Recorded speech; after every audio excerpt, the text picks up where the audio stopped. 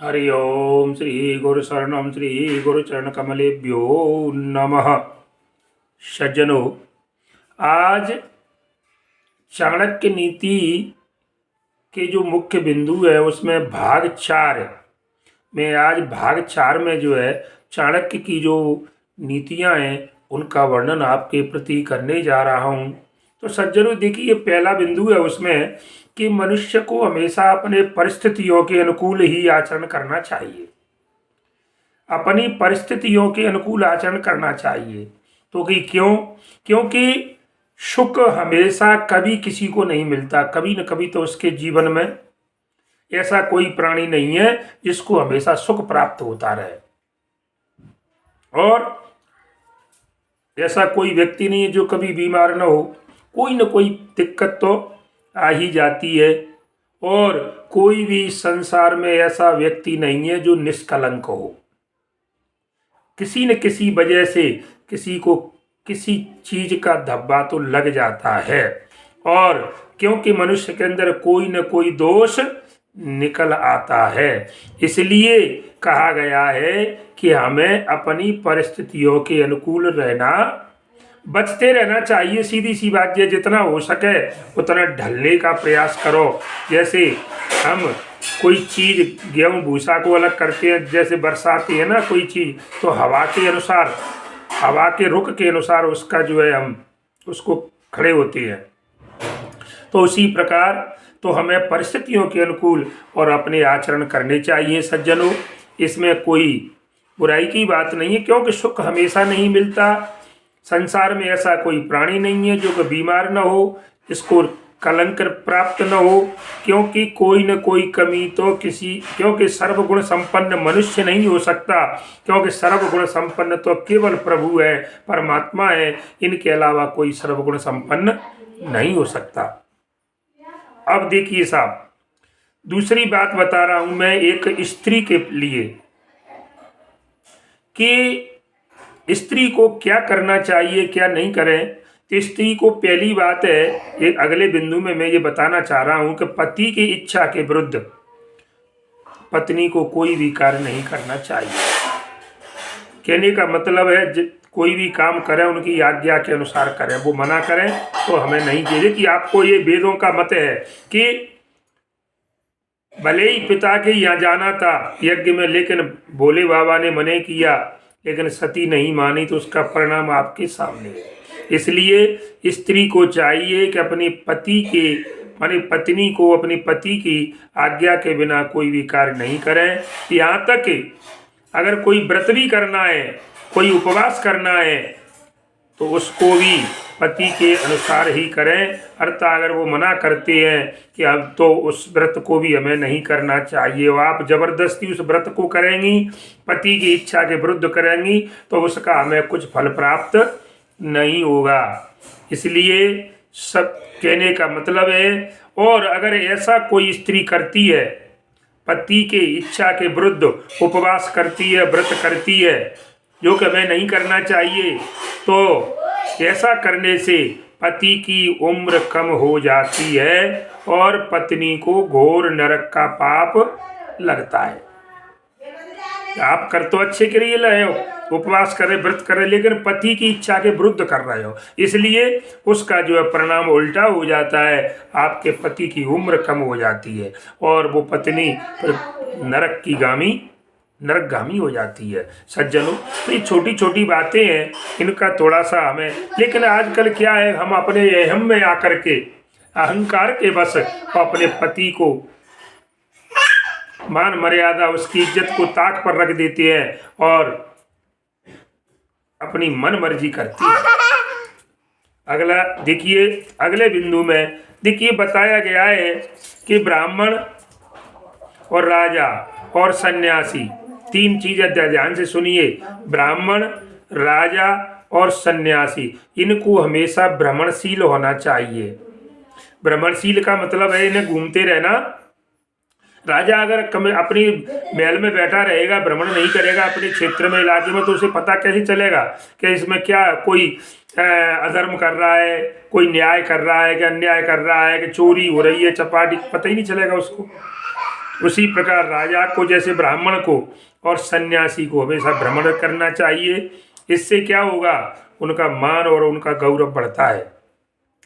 ध्यान दीजिए आप, उनका मान सम्मान बढ़ेगा, उनका गौरव बढ़ता है। अगर लेकिन इसके विपरीत बात बताइए, इसके विपरीत में अगर स्त्री को भ्रमण कराया गया लेकिन स्त्री भ्रमणशील हो गई तो समझ लो वो पतित हो जाती है, वो गिर जाती है, उसके आचरण खराब हो जाती है। इसलिए स्त्री को भ्रमण नहीं कराना चाहिए, ना घूमने की उसे आज्ञा है। केवल ब्राह्मण, राजा और सन्यासी, इनको हमेशा भ्रमणशील रह करके और जगत का कल्याण करना चाहिए।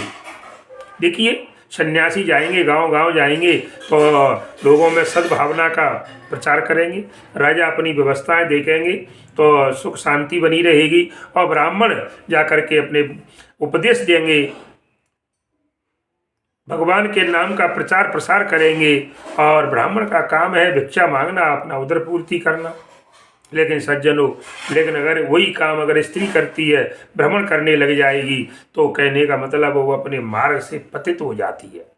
इसलिए इन बातों का विशेष ध्यान रखें।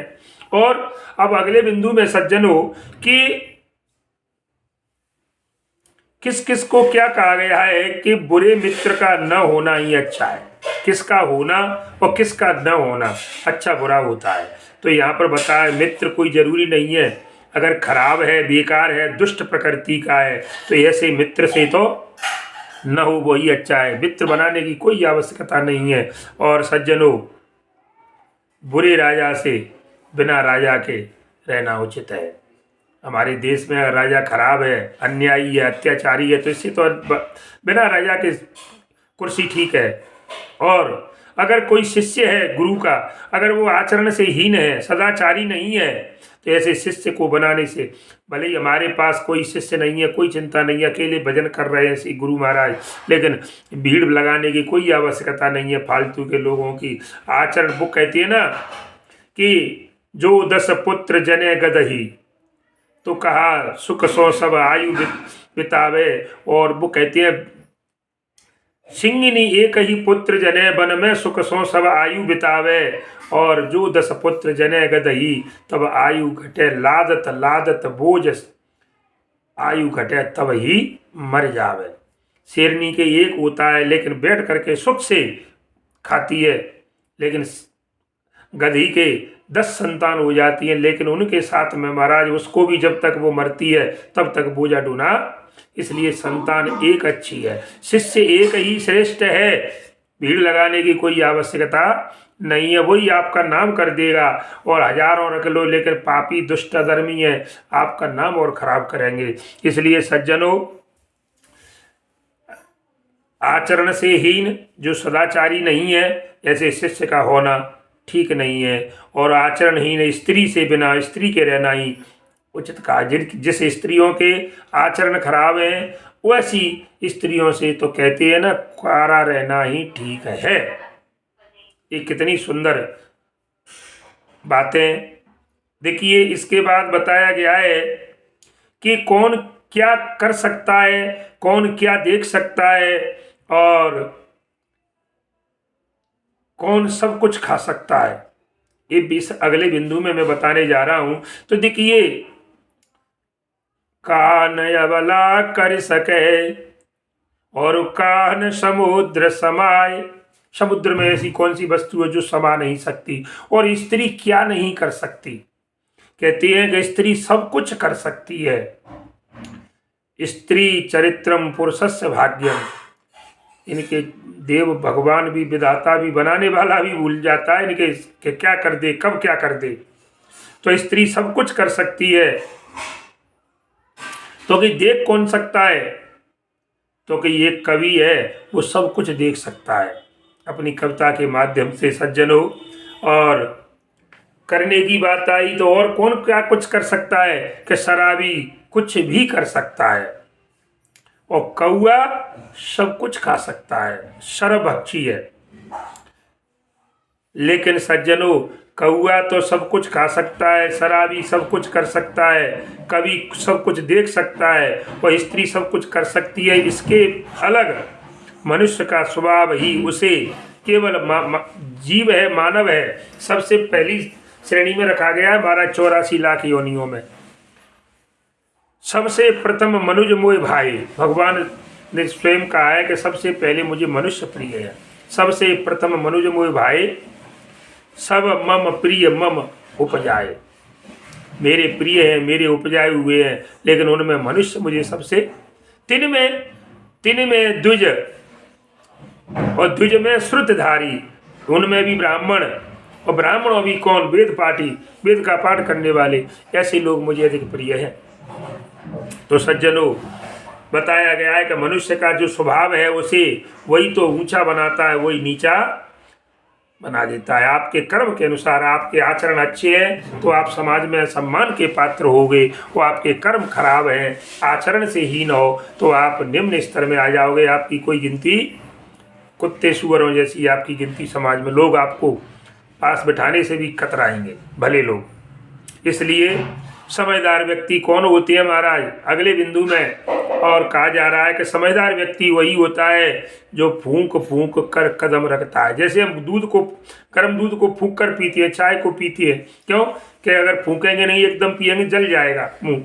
ऐसे ही हमें अपने जीवन में जो राय हैं उस रास्ते पर, जैसे हम कांटे के रास्ते पर चलते हैं तो कांटा देख करके जमीन पर पैर रखते हैं, उसी प्रकार अपने जीवन में समझदार व्यक्ति सज्जन उसी को बताया गया है जो फूंक फूंक करके कदम रखता है। पानी को छान करके पिया जाता है, ये शास्त्र का नियम है कि पानी को छान कर पीना चाहिए, कदम देखभाल कर रखना चाहिए सज्जनों। और हमें अपने जो वचन हैं शास्त्र के अनुसार ही हमें बोलना, शास्त्र के अनुसार जो उचित अनुचित का भेद है उसके अनुसार हमें और वचन बोलने चाहिए सज्जनों। इस तरह से अगर आप कार्य करोगे तो बताया गया है कि आपको सफलता अवश्य मिलेगी, कोई रोकने वाला नहीं है। इसलिए हमें कहते हैं बिना विचारे जो करे सो पाछे पछताए, वो काम बिगाड़े आपनो जग में हो तो हंसाए। इसलिए सोच समझ करके हमें अपना पैर रखना चाहिए, किसी भी कार्य को करें पहले सोचें। कहती है कि कोई वाणी जब बोली जाती है तो हमें उसको सोच के, कहती है ये तराजू तौल, हृदय रूपी तराजू में उस वाणी को तौल के देखना चाहिए कि ये हमको अच्छी लग रही है या नहीं लग रही। जब खुद को बेकार है तो दूसरे से हमें, तब मुख बाहर खोल, तब हमें उस वाणी को मुख से बाहर खोलिए, पहले तौलिए। जब खुद को अच्छी नहीं लग रही तो दूसरे को अच्छी कहाँ से लगेगी सज्जनों। इसलिए और महाराज विद्वान को सत्य बोलकर, ध्यान रखिए किसको कैसे आप रोक सकते हो, बस में कर सकते हो। तो विद्वान को सत्य बोलकर और लोभी लालची को धन दे करके, अगर लोभी लालची व्यक्ति है, आजकल ज़्यादा चल रहा है हमारा रिश्वतखोरी, घूसखोरी।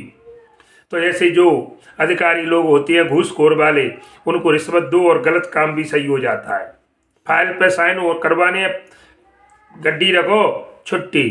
तो आपको लोभी लालची को धन दे करके आप, और अहंकारी को हाथ जोड़कर और मूर्ख को मनमानी से न रोक कर, ध्यान रखना आप, ये मूर्ख व्यक्ति को मनमानी करने से आप उसे रोकोगे तो आप पर बनेगा वो। इसलिए इसका कहने का मतलब बस में किया जा सकता है। देखिए अहंकारी व्यक्ति को आप केवल हाथ जोड़ करके ही उसको आप रोक सकते हैं विनम्रता से। अगर उससे आप अलग भाषा बोलोगे तो वो आपकी बात नहीं मानेगा। लोभी लालची व्यक्ति है जिसको गंदी चीज की खाने की आदत है, रिश्वत की, वो बिना रिश्वत के कोई काम नहीं करेगा। कहने का मतलब समझ लो आप। और विद्वान को आप रोकना चाहते हो तो केवल सत्य के बल पर ही विद्वान रुक सकता है, और अन्यथा वो आपके बस में नहीं होगा। इसलिए मूर्ख को मनमानी से न रोक कर और बस में जो है किया जा सकता है सज्जनों। ऐसे व्यवहार में इनसे मनचाहा कार्य आप करवा सकते हो। अगर आप चाहो तो इनसे अपने मन के अनुसार आप अपने काम करवा सकते हो सज्जनों। अब लास्ट बिंदु में मैं आपको एक या दो बातें और बताने जा रहा हूँ कि होनी को नहीं टाला जा सकता। सब कुछ टल सकता है, लेकिन कहती है होनी तो होकर रहे, अनहोनी ना होए। होनी तो होकर के रहती, क्योंकि रामचरितमानस में भी आया है कि राजा प्रताप भानु के लिए कथा आई थी कि तुलसी जस भवितव्यता और तैसी मिले सहाय, पुरवा पुन आवे ताय पे ताय तहाँ ले जाए। सीताराम मंगल भवन अमंगल हारी, द्रवंश दशरथ अजिर बिहारी। सज्जनों, होनी को कोई टाल नहीं सकता। होनी होकर के रहती है, होनी तो होकर रहे। होनी के वक्त वैसा ही अनुकूल वातावरण बन जाता है। जब होनी होती है ना, तो उसी के अनुसार वातावरण, जैसे प्रताप भानु के लिए, और जब उसके नास्ती का समय आया तो उसका उसी प्रकार का वातावरण बना। हिरण के पीछे दौड़ते गए और सुअर के पीछे और दौड़ते चले गए, और जाकर के कपट मुनि के महाराज छल में आ गए, और लास्ट में रहा न कुल को रोवन हारा। कहने का मतलब है कोई नहीं बचा। जैसे रावण का हुआ उसी प्रकार। अरे रावण कौन था? यही तो थे, यही तो जा करके रावण बने साहब। तो होनी को नहीं टाला जा सकता, होनी होकर रहती है। होनी के वक्त वैसा ही हमें अनुकूल वातावरण मौका मिल जाता है। जैसे जब आग लग जाए कहीं और महाराज उसी तरफ की हवा चल जाए तो सीताराम है। और उस समय क्या होता है, हमारी बुद्धि भी उसके अनुसार ही कार्य करने। लोग हम बाद में पछताते हैं कि यार हमसे गलत, अरे तुमने बहुत कोशिश की लेकिन तुम्हारी बुद्धि उसी प्रकार की हो गई, क्योंकि होनी थी। होनी होनहार बलवान कहती है। देखिए कि अर्जुन भीलन लूटी गोपिका, और वही अर्जुन वही बाण, समय समय की बात है, समय बड़ा बलवान, और भील ने लूटी गोपिका, वही अर्जुन वही बाण। एक समय अर्जुन, इसने अपने गांडीव के बल पर और पूरा महाराज महाभारत किया, जीता, और आज वही के उसी के सामने क्या दुर्दशा, भील लोग गोपिकाओं को लूट रहे हैं, लेकिन अर्जुन कुछ नहीं कर पा रहा। क्यों? अब वो समय बदल चुका है। तो यही सज्जनों, बुद्धि हमारी उसी के प्रकार